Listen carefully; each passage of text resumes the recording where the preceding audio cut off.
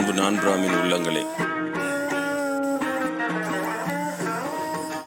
அதிபத்த நாயனார் என்கின்ற ஒரு மீனவர் தன்னுடைய உண்மையான விசுவாசத்தினால் சிவபெருமானுக்கு பக்தி செய்து கைலாயம் உடம்போடு கைலாயம் வைக்கிற அளவிற்கு பெரும் புண்ணியம் சேர்ந்த அந்த நாள் இன்று.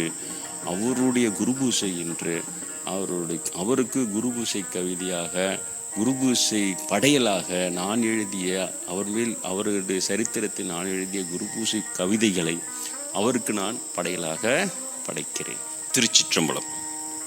அதிபத்தர் நாயனார். சோழன் நாட்டின் நாகப்பட்டினம் சோர்வே இல்லா மீனவராம். அதில் சோமன் சிவனின் பக்தர் தொண்டர் சோதியனின் அதிபத்தராம்.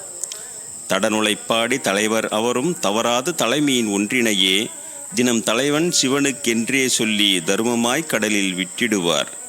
செல்வம் பெருகி சிறந்த பக்தர் செல்வம் வற்றிட சிவன் செய்தார். செல்லும் கடலில் ஒரே ஒரு மீன் தான் செலுத்தும் வலையில் பட்டதுவே. நாள்தோறும் ஒரே ஒரு மீன் கிடைக்க நாதனின் பக்தர் தலைவணங்கி தம் நாதனுக்கென்றே அதையும் கடலில் நாடவே விட்டு மகிழ்ந்திடுவார். பக்தரும் பட்டினி, பணி செய்பவர்களும் பக்தரின் பக்தியால் பட்டினியாம். எனினும் பக்தரோ தமது வழிபாட்டினையே பக்தியோடு அரணுக்கு அர்ப்பணித்தார். ஒரு நாள் சோர்வாய் மீண்டும் கடலில் ஓடம் செலுத்தி மீன் பிடிக்க அதில் ஒரே ஒரு மீன் வழக்கம் போலே ஓடக்காரரும் பிடித்தனரே. பொன்னும் மணியும் வைரமும் சொலிக்க பொம்மை மீன் ஒன்று அகுதாகும். அதையும் பொன்னம்பலத்து வாசனுக்கென்றே பொன்னான பக்தர் போகவிட்டார்.